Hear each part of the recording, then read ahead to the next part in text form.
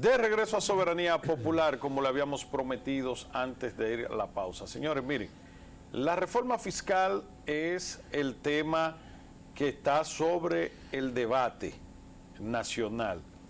Ahora, es un tema que la gente sabía que en algún momento iba a ser planteado. El empresariado lo esperaba, el empresariado tiene años planteando qué tipo de reforma quiere. La clase política también ha estado interactuando con relación a la reforma. Esta reforma no nace en el seno de este gobierno de Luis Abinader y del PRM.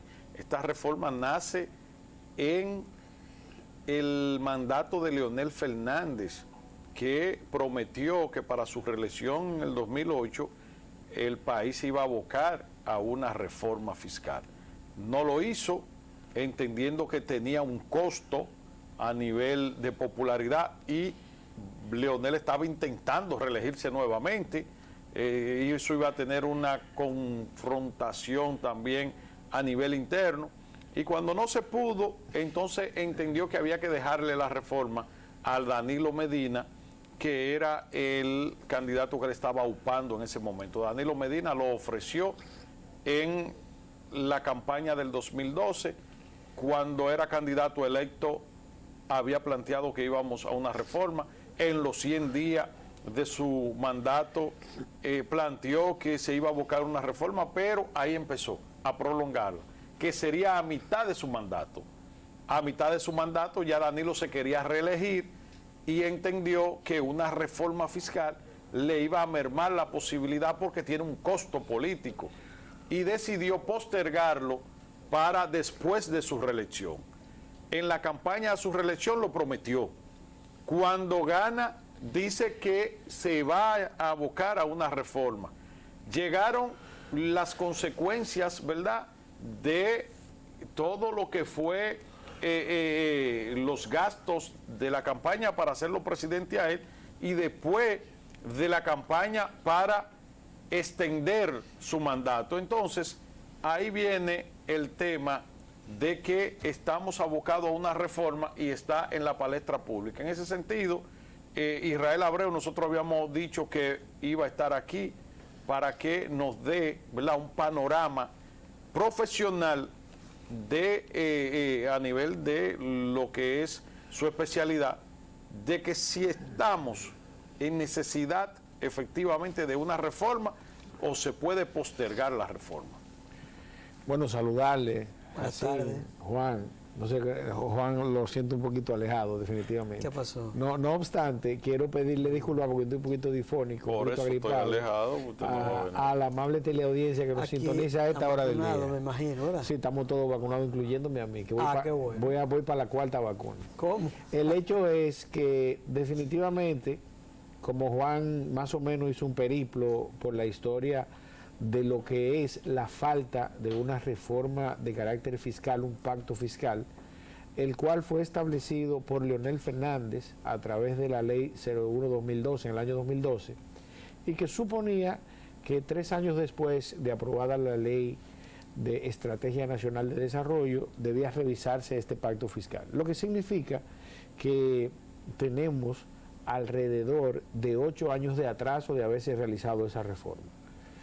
No es sino en manos de Luis Abinader, ahora como presidente, que producto de una situación de crisis sanitaria que produjo al mismo tiempo una situación de crisis económica, se hace inminente una reforma fiscal básicamente tendente a la creación de nuevos impuestos, que en alguna medida yo no estoy de acuerdo, inclusive por la misma situación en la que se encuentra República Dominicana, de que un país que ya está en crisis sería acrecentar más esa crisis de manera directa en cada uno de los ciudadanos. Pero no voy a entrar en aspectos calificativos. Yo no estoy de acuerdo con la creación de ningún impuesto, ampliación de ninguna base o aumentaje de porcentajes de ningún tipo de impuesto.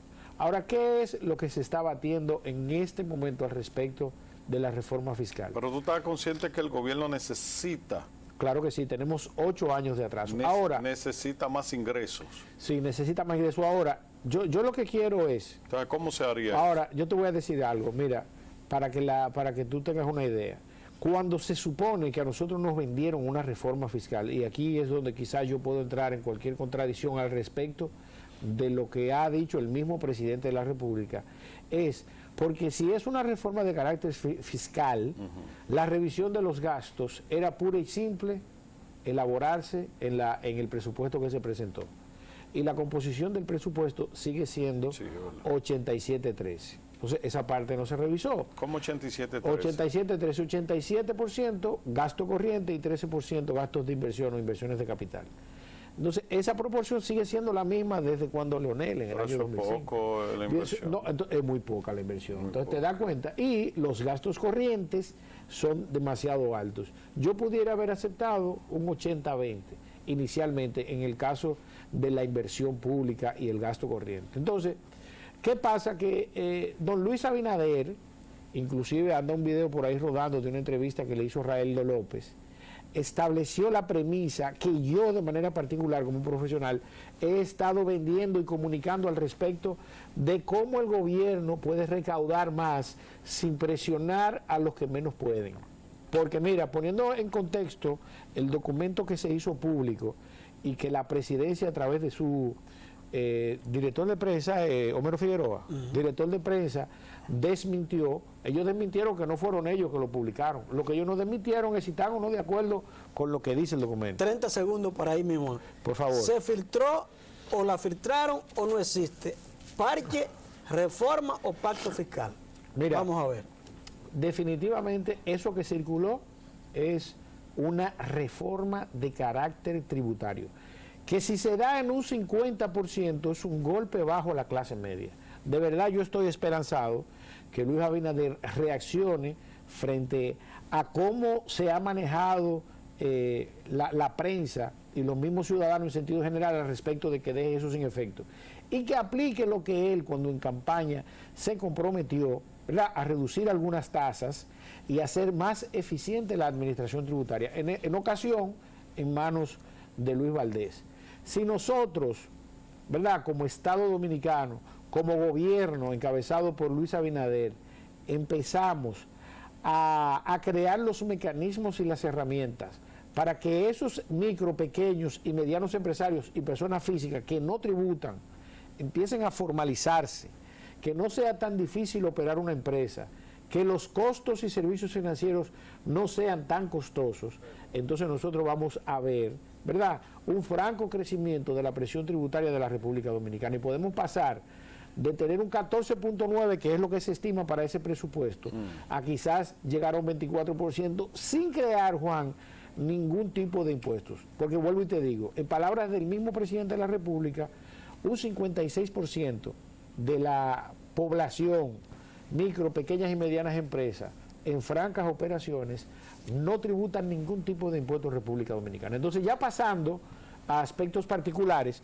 que yo no sé si ustedes recordarán que aquí mismo, yo, algunos de los puntos que ese documento que anda pululando, ese documento apócrifo, supuestamente, anda diciendo, lo habíamos discutido aquí, como por ejemplo, que el impuesto sobre la renta iba a subir a un 30%, y que se iba a ir desmontando anualmente hasta llegar nuevamente a un 27%. Pero finalmente, sobre la tesis que tú enarbolaste, de que te separaba de la reforma fiscal con exactamente esa carga tributaria que iba a venir indefectiblemente si el gobierno se iba por reforma fiscal a la clase media, a el tema mejor de triplicar la deuda externa. Entonces, no puede haber ahí un maridaje de ambas cosas, una llevando suavecito aquí a los contribuyentes y la otra haciendo un endeudamiento inteligente para el tema de inversión con retorno. Entonces, mira, es un planteamiento inteligente y responsable que aquí mismo lo hemos discutido. Ahora, eso sobre la base de una estrategia de desarrollo nacional, de desarrollo económico, que dé al traste con un crecimiento del índice de desarrollo humano en República Dominicana. Y que además, al respecto del mismo punto que tú estableces, mira, hay que citar el ejemplo de Japón, que tiene comprometido el 260% de su Producto Interno Bruto. Ahora bien, ¿qué establecen los organismos de financiamiento multilateral y de financiamiento internacional? En este caso, el Fondo Monetario Internacional. Que todo Estado que llegue al 75% de endeudamiento de su Producto Interno Bruto, es el caso casi de República Dominicana, Sí.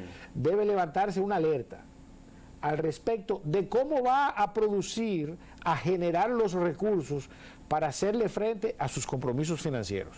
Debe generarse una alerta para que entonces, en este caso Luis Abinader, que es el presidente y que supone reelegirse, porque creo que ya lo dijo, ¿verdad? Supone reelegirse, cree los mecanismos a través de un endeudamiento responsable para que nosotros en el futuro podamos hacerle frente a esa deuda. ¿Y qué es lo que yo he planteado?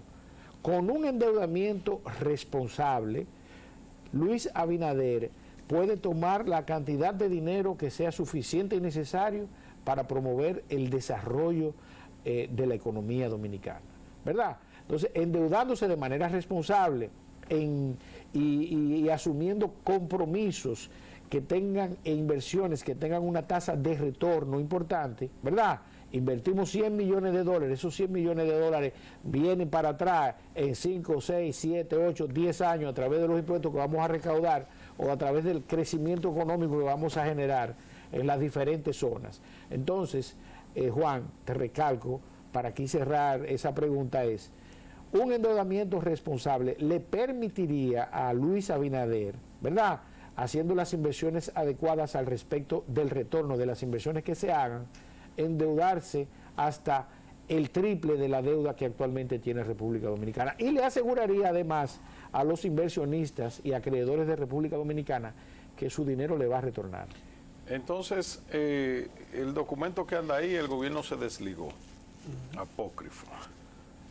Ya los partidos políticos, sobre todo los mayoritarios, se desbocaron, opinando en base a eso. El empresariado y el ANGE hoy, a través del ANGE hoy, también habló de la reforma que ellos esperan. Ahora, no se negaron a una reforma, sino la que ellos esperan. Y el presupuesto ya está elaborado. Tú, como estudioso de la materia, ¿no has visto dentro del presupuesto algunos detalles que te digan que efectivamente el gobierno está contando con una reforma fiscal para algunas partidas o algunas aspiraciones de construcción de grandes obras dentro del presupuesto? No, definitivamente, mira, para poner en contexto al ciudadano y por qué tomó tanta relevancia este documento, fue al respecto de una locución que tuvo Alfredo Pacheco en un programa de mucha difusión local, un programa de radio, que dijo que el presupuesto estuvo acompañado de una reforma fiscal. Ah, bueno. Eso lo dijo Pacheco. Y 5 o 6 horas más tarde sale a relucir este documento. Ahora bien, en ese sentido, definitivamente, Juan, el presupuesto que hizo el gobierno es relativamente conservador. Mantiene la composición 87-13, un presupuesto conservador para hacer el Partido Revolucionario Moderno, y entonces estableciendo claramente que alrededor del 32% del presupuesto va a ser financiado y que alrededor del 70% de los ingresos que va a tener el Estado van a ser producto de las recaudaciones de la Dirección General de Aduanas, de la Dirección General de Impuestos Internos y de la Tesorería Nacional de la República, alrededor de 871 millones de dólares. Ahora bien, ¿qué busca la reforma? Reducir ese déficit fiscal que es de alrededor un 3% y agregárselo al presupuesto como ingreso. Gracias, Israel. Como siempre, brillante. Señores, vamos a seguir con este tema toda la semana. Vamos a ver entonces cuál va a ser ya la posición oficial del gobierno, del partido de gobierno, y por ahí tendremos entonces una idea de que si el documento es una filtración efectivamente o es un documento apócrifo o es una estrategia también del equipo del gobierno. No se mueva de ahí, que nosotros somos Soberanía Popular, pero antes recuerde porque Vialgas es el gas de mayor calidad que rinde más, que usted puede obtener a través de nuestras estaciones llevando su vehículo y también su cilindro, y que puede también pedir que se le coloque un tanque para el consumo al granel o el consumo masivo, llamando al 809-699-1953 con la bella Yuberki. Solicite para su empresa, para su lavandería, para su industria, para su finca, para su torre, un gran tanque que le permita tener la seguridad y no importa la altura, porque tenemos la manguera más larga y el transporte más seguro. Vialgas, el gas de mayor calidad y que rinde más. Nosotros seguimos siendo Soberanía Popular. Retornamos con el Ronquito Soberano.